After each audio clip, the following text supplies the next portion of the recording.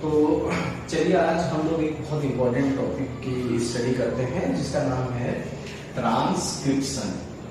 Transcription ये बहुत ही important topic है और बहुत सारा कंफ्यूजन होता है, लेकिन आज हम लोग लॉजिकल वे में देखेंगे कि कैसे मतलब ट्रांसक्रिप्शन को मतलब हम समझेंगे। मैं आपको बहुत ही सिंपल लैंग्वेज में समझा दूंगा कि ट्रांसक्रिप्शन है क्या। तो सबसे जो पहली बात है ट्रांसक्रिप्शन की वो क्या है कि transfer of genetic information from DNA to mRNA. ये बात जरूर याद रखना, डीएनए टू एमआरएनए। तो सीधा सीधा कहने का मतलब है जो भी जेनेटिक इंफॉर्मेशन डीएनए के पास होता है वो किसको दे देता है? एमआरएनए को दे देता है। ठीक है, तो डीएनए अपने जेनेटिक इंफॉर्मेशन जब एमआरएनए को देगा तो उसे एमआरएनए बनाना भी पड़ेगा। तो डीएनए जो होता है, डीएनए वो बनाता है एमआरएनए को by the process is called transcription. उसी प्रोसेस को हम लोग क्या बोलते हैं? ट्रांसक्रिप्शन बोलते हैं। अब हमें बात समझ में आ गई कि डीएनए जिस प्रोसेस से एमआरएनए को बनाता है उसी प्रोसेस को हम लोग क्या बोलते हैं? ट्रांसक्रिप्शन बोलते हैं। तो इन ट्रांसक्रिप्शन एमआरएनए हमें बनता है। ठीक है, अब ये जब डीएनए एमआरएनए को बनाएगा तो बनाएगा कैसे? ये बहुत इंपॉर्टेंट बात है कि भाई ट्रांसक्रिप्शन हो रहा है तो कैसे होगा। कोई भी हो तुमसे ये जरूर पूछता है कि अगर कोई चीज हुई है तो भाई कैसे हुई है। तो कैसे हुई है तो अब हमें पता चलेगा कि डीएनए से एमआरएनए कैसे बनता है। एक्चुअल में क्या होता है कि कुछ जब डीएनए एमआरएनए को बनाता है, डीएनए जब एमआरएनए में कन्वर्ट होगा तो आपको जैसे थियरी में कहा गया था कि new cell organise complete existing one, वैसे ही जब डीएनए एमआरएनए को बनाएगा तो डीएनए यूज्ड एज टेम्पलेट। किसकी तरह यूज होता है? टेम्पलेट की तरह। टेम्पलेट वो है जो किसी नए सीक्वेंस को बनाने के लिए हेल्प करता है। तो टेम्पलेट का हमेशा बच्चों याद रखना, टेम्पलेट डायरेक्शन जो होता है वो कितना होता है? 3 to 5 days। 3 से 5 days होता है टेम्पलेट का डायरेक्शन। ये कभी मत भूलना कि जो टेम्पलेट स्ट्रैंड डीएनए में यूज होता है वो 3 to 5 होता है, जिसमें सारे नए चाहे एमआरएनए हो चाहे डीएनए रेप्लिकेशन हो, जितने भी नए स्ट्रैंड बनते हो 3 to 5 होता है। मैं आपको बता दूं, जब आप डीएनए के न्यूक्लियोटाइड को देखेंगे तो ये देखेंगे कि जो डीएनए का जो थर्ड पोजीशन होता है शुगर का, जो पेंटोज शुगर होता है उसका थर्ड पोजीशन ही फ्री होता है केवल डीएनए में, बाकी सारी पोजीशन यूटिलाइज होती है। तो भाई जो फ्री होगा वही तो काम करेगा। इसका मतलब 3' होता है तो वही काम करता है। तो ऑलवेज याद रखना 3 to 5 वाला एक्ट एज अ टेम्पलेट, या जो नंबर पहले पड़ेगा वो हमेशा टेम्पलेट की तरह काम करेगा। ठीक है, और दूसरी बात याद रखना कि new strand synthesise in direction, कौन सा डायरेक्शन होगा? वो डायरेक्शन होगा 5 to 3 वाला। ठीक, तो जो नया स्ट्रैंड बनेगा वो चाहे डीएनए का हो चाहे आरएनए का हो, वो हमेशा किस डायरेक्शन में बनता है? 5 to 3। और जो टेम्पलेट की तरह यूज होता है वो 3 to 5 होता है। अब एक कंसेप्ट तो यूज हो गया कि जब डीएनए एमआरएनए को बनाएगा तो वो अपने ही एक स्ट्रैंड को जिसका डायरेक्शन होगा 3 to 5 उसको यूज करेगा एज ए टेम्पलेट, उसको टेम्पलेट की तरह यूज करेगा और एक नया डीएनए या आरएनए का सीक्वेंस बनाएगा।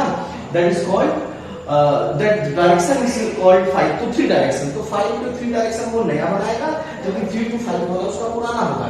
अगर डीएनए को बनाए तो रेप्लिकेशन, अगर डीएनए एमआरएनए को बनाए तो वो क्या होगा? ट्रांसक्रिप्शन होगा।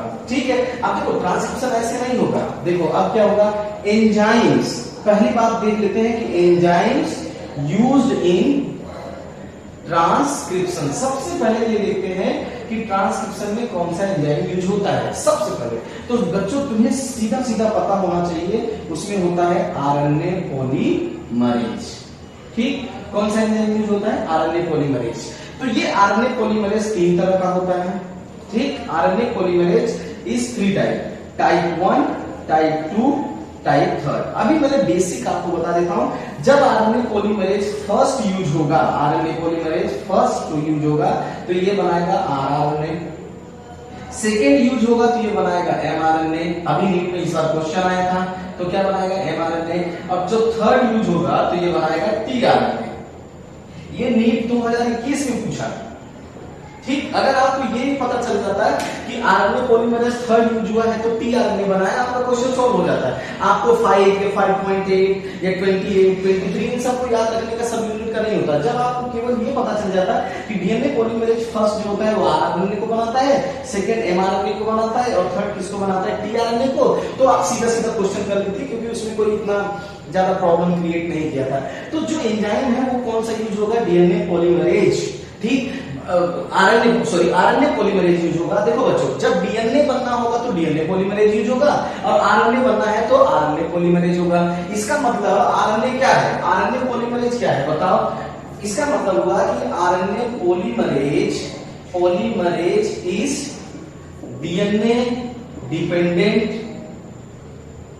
आरएनए पॉलीमरेज है डीएनए डिपेंडेंट, इतना लिख देते हैं डीएनए डिपेंडेंट। एक बहुत क्वेश्चन होता है ना कि कौन सा डीएनए डिपेंडेंट होगा, कौन सा आरएनए डिपेंडेंट होगा, आई बात समझ में कि नहीं। तो जो आरएनए पॉलीमरेज है वो क्या होगा, डीएनए डिपेंडेंट होगा। तो ये जो पॉलीमरेज है आरएनए पॉलीमरेज वो डीएनए डिपेंडेंट होगा। क्यों, क्योंकि अगर इसको एमआरएनए बनाना है तो वो किस पे डिपेंड रहेगा, वो किस पे डिपेंड रहेगा, डीएनए पे डिपेंड रहेगा। तो आरएनए पॉलीमरेज यहां किस पे डिपेंड करेगा, डीएनए पे डिपेंड करेगा। आएगा समझ में।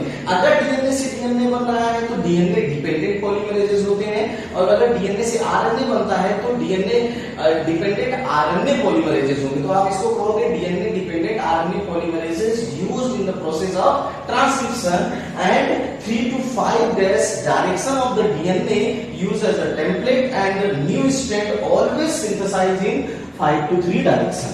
Or the enzyme which are used in transcription is called RNA polymerase, and RNA polymerase synthesize RNA. RNA polymerase second synthesize mRNA and third synthesize tRNA. Okay, that is the more important thing. इसको जरूर याद रखिएगा।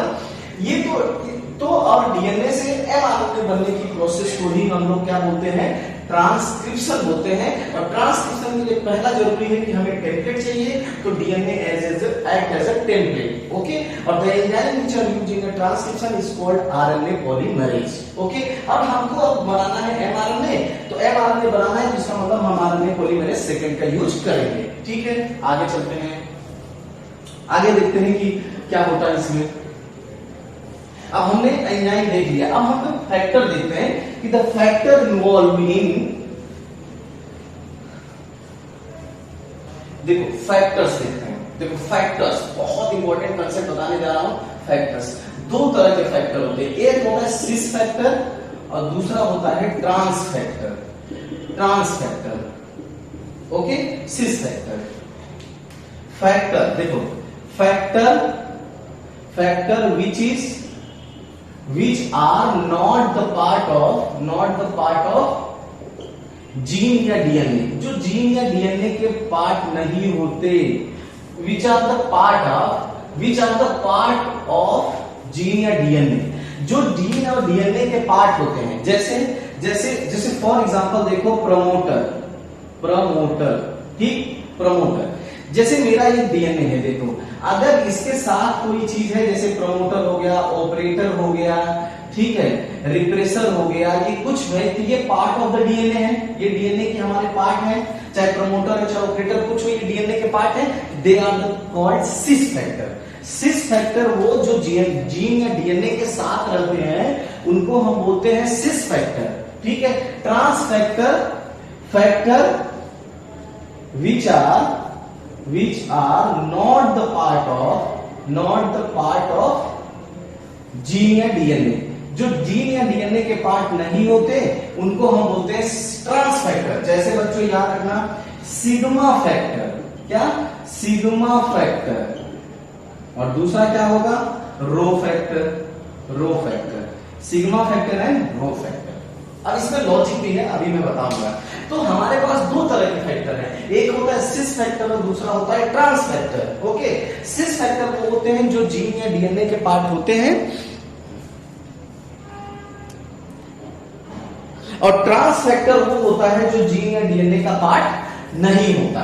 ठीक है, तो सिस factor वो है जो जीन या डीएनए के पार्ट होते हैं, ट्रांस फैक्टर वो होता है जो पार्ट नहीं होते, जैसे प्रमोटर, ऑपरेटर या regulator gene are the cis factor, लेकिन sigma and rho factor are the trans factor. अब देखो हम लोग आगे देखते हैं सिग्मा, अब रोल देखते हैं सिग्मा फैक्टर का। तो सिग्मा फैक्टर क्या करता है, सिग्मा फैक्टर इसको बोलते हैं इनिशिएशन फैक्टर। अब हम लोग ये देखते हैं ना कि अब हम लोग ये देखते हैं कि कैसे ये सिग्मा फैक्टर और रो फैक्टर काम करता है। सिग्मा फैक्टर वो है जो कि इनिशिएशन करता है और रो फैक्टर वो है कौन, जो टर्मिनेशन करता है। ठीक है, तो सिग्मा फैक्टर क्या होता है कि वो इनिशिएशन का काम करता है और जो रो फैक्टर होता है वो टर्मिनेशन का काम करता है। ठीक है, तो अब यहाँ पे हम देखते हैं कि जो फैक्टर है, अब हमारा ये एक स्टैंड है, ये 3 to 5 डैश का एक स्टैंड है जो कि डीएनए का स्टैंड है। इस पे क्या है, अब ऐसा हमारा प्रमोटर है, यहाँ पे 3 डैश एंड साइड पे हमारा प्रमोटर है, मतलब इस तरफ हमारा प्रमोटर है।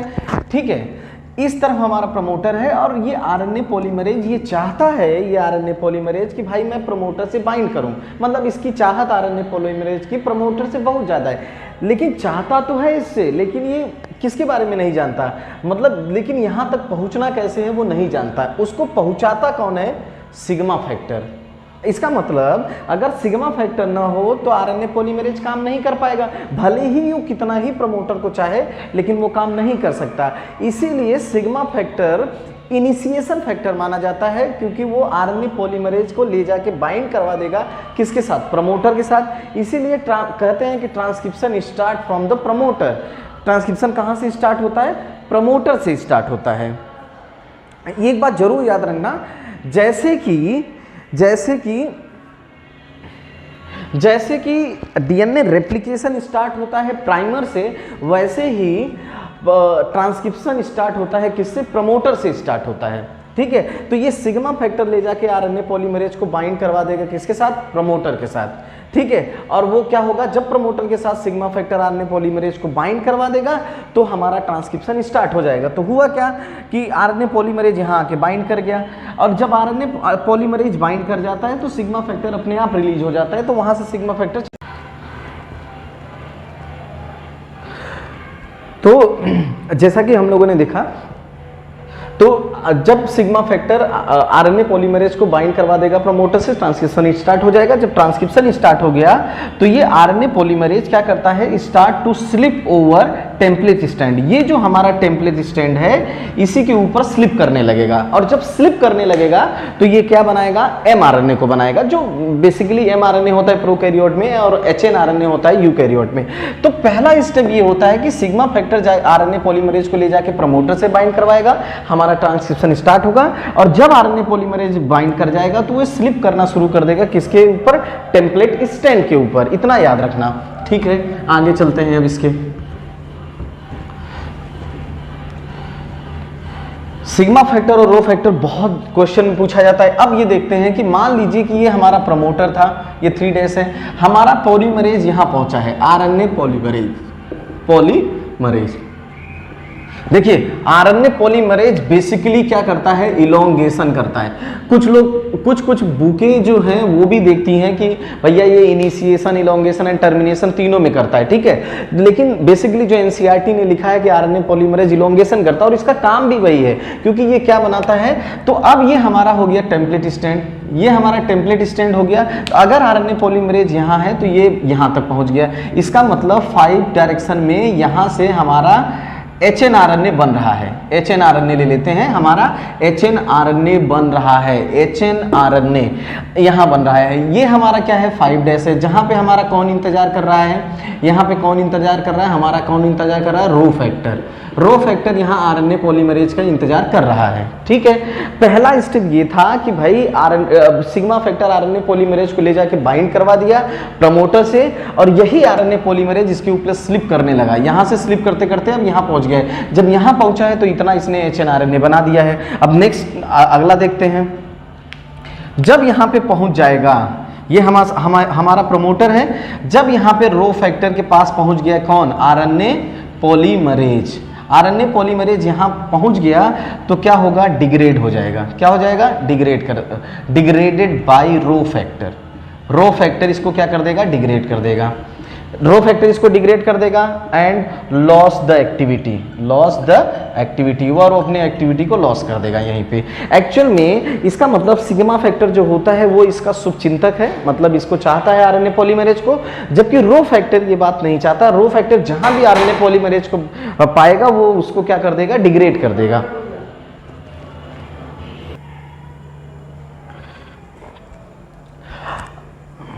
अब क्या हुआ कि यहां तक पहुंचा था तो इतना एचआरएनए बन गया, अब हमारा आरएनए जो पॉलीमरेज है यहां पे पहुंच गया और यहां पे ही हमारा रो फैक्टर है और वो रो फैक्टर क्या करेगा, डिग्रेड कर देगा। आरएनए पॉलीमरेज को डिग्रेड कर दिया कि तो नया स्ट्रैंड बनना बंद हो जाएगा। इसका मतलब है कि अब यहां से हमारा बन गया है 5' डायरेक्शन में एचएनआरएनए हमारा बन गया है, ठीक। तो रो फैक्टर जब वहां पहुंच जाएगा, this process is called termination बोलते हैं। इसका मतलब हुआ कि व्हेन आरएनए पॉलीमरेज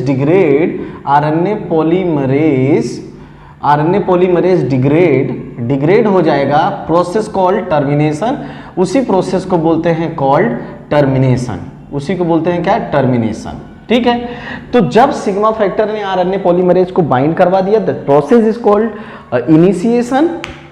एंड जब आरएनए पॉलीमरेज ने template strand pay slip over किया और एचएनआरएनए को बना दिया, that process is called elongation. और जब रो फैक्टर ने आरएनए पॉलीमरेज की एक्टिविटी को डिग्रेड कर दिया, खत्म कर दिया, that process is called termination. तो 3 स्टेप हुआ, initiation, elongation and termination. Okay, तो सिग्मा फैक्टर याद रखना कि वो इनिशिएशन में यूज होता है, जबकि रो फैक्टर किसमें, टर्मिनेशन में यूज होता है। और आरएनए पॉलीमरेज बनाता है कॉम्प्लीमेंट्री स्ट्रैंड को। एक बात और याद रखना है, ठीक है, ये बहुत इंपॉर्टेंट बात है बच्चों, ठीक। तो RNA polymerase involve in the elongation, ठीक। तो अगर आपको देखा जाए तो हमारा क्या है, सिग्मा फैक्टर किस में इन्वॉल्व है, अब देखा जाए तो हमारा sigma factor involve in initiation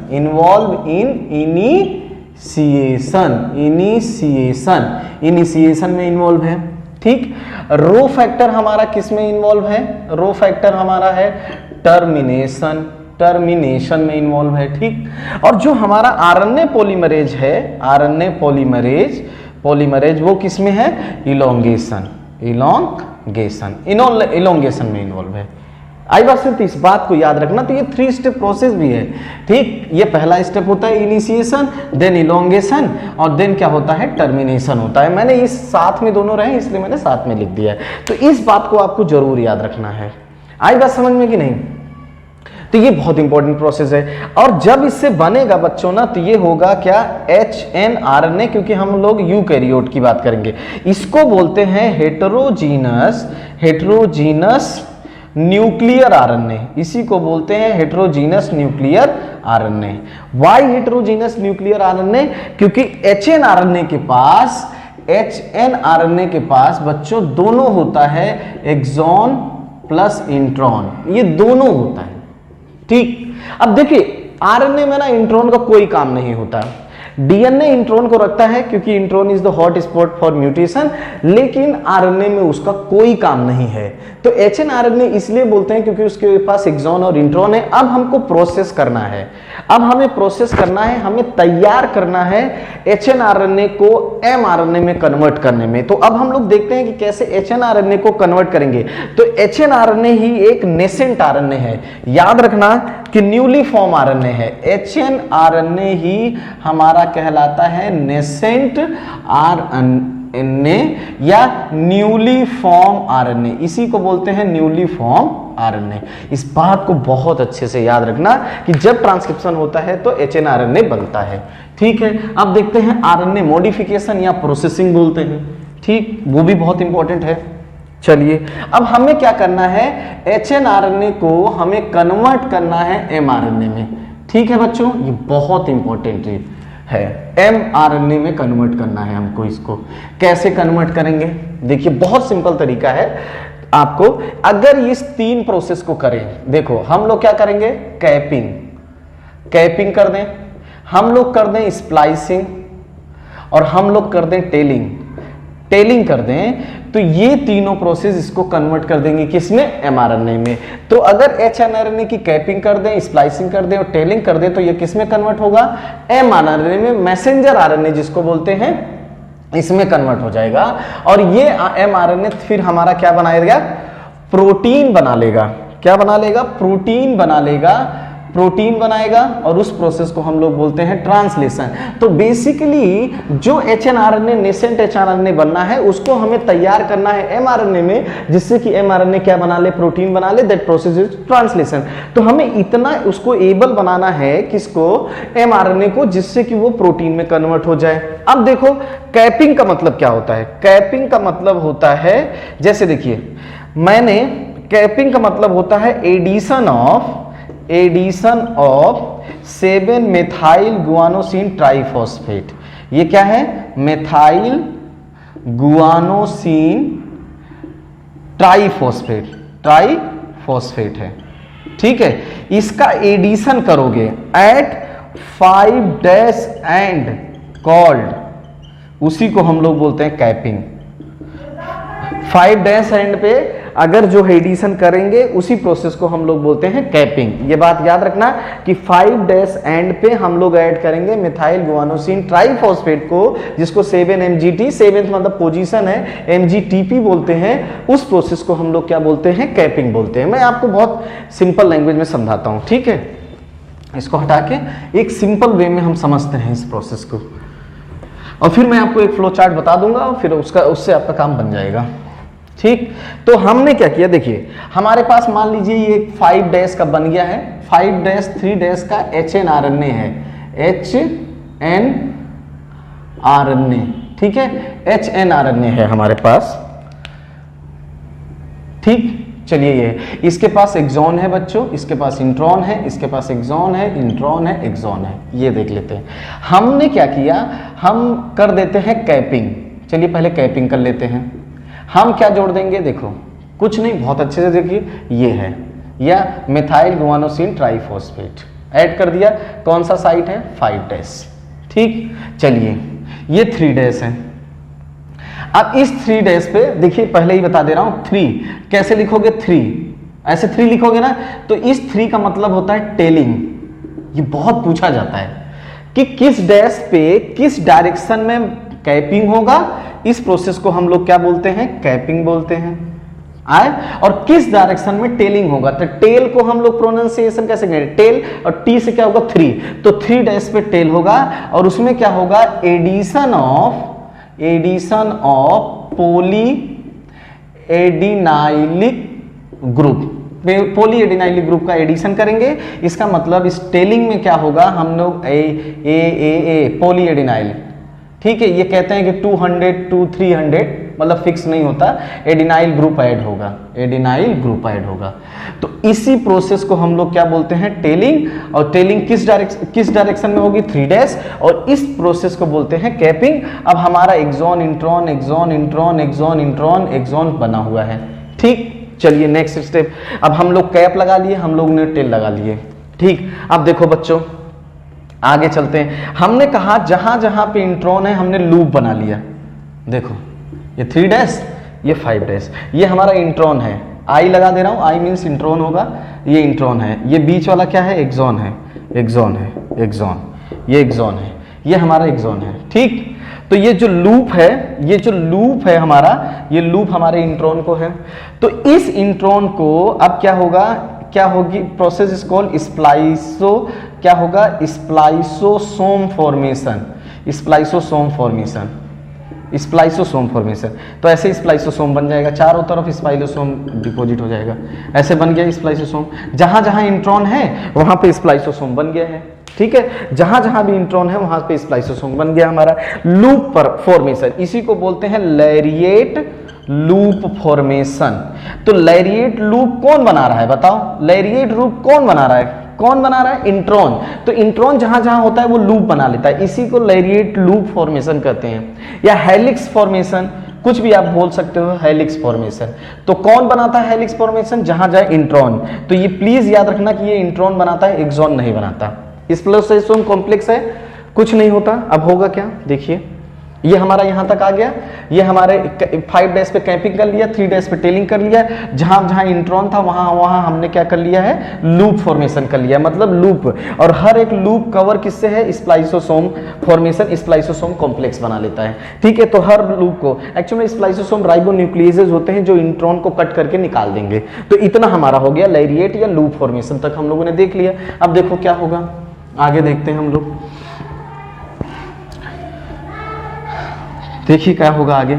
अब ये जो लूप बने हैं, ये जो लूप हैं, ये लूप है जो, इस लूप को ऐसे रिमूव कर दोगे, कट कर दो, इस लूप को रिमूव कर दो, तो हमारा क्या बचेगा, ऐसे, हमारा कैसे बचेगा, ऐसे, ठीक। तो ये हमारा क्या है, इंट्रॉन्स है, और ये हमारे क्या है, एक्सॉन है। सेम प्रोसेस सबके लिए होगा। इसका मतलब ये क्या हुआ, रिमूवल ऑफ इंट्रॉन, और इसी प्रोसेस को बोलते हैं बच्चों स्प्लाइसिंग। अब बताओ, स्प्लाइसिंग ओनली अकर इन, ये बात मर के भी मत भूलना, बहुत इंपॉर्टेंट है, नीट पॉइंटर। स्प्लाइसिंग ओनली अकर इन किस में होगा, यूकैरियोट। क्यों बच्चों, क्योंकि प्रोकैरियोट में इंट्रॉन होते ही नहीं, जब इंट्रॉन नहीं होते तो स्प्लाइसिंग नहीं होगी, तो स्प्लाइसिंग केवल किस में होगी, यूकैरियोट में। और स्प्लाइसिंग क्या कहता है, रिमूवल ऑफ इंट्रॉन कहता है, ठीक है। रिमूवल ऑफ इंट्रॉन को बोलते हैं हम लोग क्या, स्प्लाइसिंग। अब हमारा यहां जो बचा है बच्चों, वो कौन सा बचा है, केवल एक्सॉन, केवल एक्सॉन, केवल एक्सॉन, केवल एक्सॉन। क्या लाइगेज ये क्या करेगा, डीएनए लाइगेज, इसको आरएनए लाइगेज क्या करेगा, इसको रोक, ये 5 डैश है, ये 3 डैश है, इसको लाइगेट कर दिया। जब ये लाइगेट कर देगा तो हमारे पास बचता है क्या, 5 डैश कैपिंग, 3 डैश टेलिंग, ठीक है। ये केवल एक्सॉन्स बचते हैं, और इसी को हम लोग बोलते हैं mRNA। तो जो कैपिंग, स्प्लाइसिंग और टेलिंग के बाद जो बनता है उसी को हम लोग बोलते हैं mRNA। अब एक कंसेप्ट और समझो जो बहुत इंपॉर्टेंट है, ठीक। तो यहां पे हम लोगों ने कट करके इंट्रॉन्स को निकाल दिया, रिमूव इंट्रॉन, और रिमूव इंट्रॉन प्रोसेस को ही बोलते हैं हम लोग क्या, स्प्लाइसिंग बोलते हैं, ठीक है। उसी प्रोसेस को हम लोग क्या बोलेंगे, स्प्लाइसिंग। कट कर दिया, जो एक्सॉन बचे उनको लाइगेज लगा के आपस में जोड़ दिया, यहाँ पे 5 डैश कैपिंग है, वो 3 डैश टेलिंग है, यहाँ पे एक्सॉन सारे जो जुड़े हुए हैं, और उसी को हम लोग बोलते हैं mRNA। अब mRNA कहाँ जाएगा, साइटोप्लाज्म में जाएगा, वहां पे प्रोटीन सिंथेसिस करेगा। एक कंसेप्ट है यूटीआर का, वो देखो यूटीआर, फिर मैं एक फ्लो चार्ट तुम्हें बताता हूं, ठीक है। तो हम क्या करेंगे, देखिए 5 डैश कैप है और ये टेल है, देखिए अब ध्यान से देखिएगा, ये 3 डैश और ये 5 डैश कैप है। देखिए ये और ये पोर्शन, ये वाला कैपिंग वाला पोर्शन, कैपिंग, और ये टेलिंग वाला पोर्शन, टेलिंग वाला। अब ये बताओ क्या ये इस mRNA के पार्ट हैं, नहीं है, क्योंकि हमने इनको बाहर से लगाया है, ये mRNA के पार्ट नहीं है। तो इसका मतलब यही कहलाते हैं यूटीआर रीजन, यूटीआर रीजन। याद रखना, UTR do not participate in translation, participate in translation, वो ट्रांसलेशन में पार्टिसिपेट नहीं करेंगे। अगर आपसे पूछा जाए यूटीआर रीजन कौन बनाता है, तो यूटीआर रीजन बनाता है 5 डैश कैपिंग और 3 डैश टेलिंग। तो 5 डैश कैपिंग और 3 डैश टेलिंग को हम बोलते हैं यूटीआर रीजन, क्योंकि वो तुम्हारे जीन का पार्ट नहीं होते, इन्हें केवल प्रोटेक्ट करने के लिए बनाया जाता है। तो पूछा जाए ये दोनों होती क्यों है, क्यों होता है ये दोनों होता ही क्यों है, protect the mRNA from RNAs। RNA जो एक एक्सोन्यूक्लियेज होता है जो कि बाहर की तरफ से इसको कट करता है, इसको कट न कर पाए, डिग्रेड न कर पाए, इसलिए कैपिंग और टेलिंग करते हैं। तो बेसिकली ये क्या करते हैं, mRNA जो बीच वाला मेन जीन है उसको प्रोटेक्ट करता है कौन, कैपिंग और टेलिंग। इसीलिए इनको बोलते हैं यूटीआर रीजन, क्योंकि ये कोई भी प्रोटीन सिंथेसाइज नहीं करेंगे। तो 5 डैश कैपिंग और 3 डैश टेलिंग को हम लोग क्या बोलते हैं, यूटीआर रीजन बोलते हैं। तो याद रखना कि 5 डैश कैपिंग और 3 डैश टेलिंग टेलिंग को हम लोग क्या बोलते हैं, यूटीआर रीजन बोलते हैं, क्योंकि ये किसी भी ट्रांसलेशन प्रोसेस में इन्वॉल्व नहीं होंगे और प्रोटीन नहीं बनाएंगे। कैपिंग और टेलिंग केवल एमआरएनए को प्रोटेक्ट करेगा फ्रॉम आरएनए, जो कि एक एक्सोन्यूक्लियस है और वो डिग्रेड करता है। ठीक है, तो ये कंसेप्ट जरूर याद रखना है यूटीआर वाला। अब मैं आपको एक फ्लो चार्ट बनाता हूं कि क्या क्या मैंने किया है। ठीक, तो हमने क्या किया है मैं आपको देखो बताता हूं कि ट्रांसक्रिप्शन को पूरा 2 मिनट में या सेकंड में कैसे समझेंगे ट्रांसक्रिप्शन को। तो ये ट्रांसक्रिप्शन है हमारा। तो हुआ क्या, हमारा डीएनए था, डीएनए से हमने बनाया एचएनआरएनए। ध्यान देना, हमने किसका यूज किया, हमने यूज किया सिग्मा फैक्टर का, हमने यूज किया किसका, रो फैक्टर का, हमने यूज किया प्रमोटर का, हमने यूज किया है किसका, प्रमोटर के बाद हमने यूज किया है आरएनए पॉलीमरेज का। इन सब को हमने यूज किया है। और हमने और क्या यूज किया है, 3 to 5 डैश टेम्पलेट, इसको यूज किया हम लोगों ने। और यूकैरियोट में हम लोगों ने क्या बना लिया, एचएनआरएनए बना लिया। ये सब सारी प्रोसेस करने के बाद हम लोगों ने बना लिया। ये क्या है, इनिशिएशन फैक्टर, इनिशिएशन फैक्टर यहां पे लिख दो, इनिशिएशन फैक्टर। ये टर्मिनेशन फैक्टर, इसको हम बोलेंगे टर्मिनेशन फैक्टर।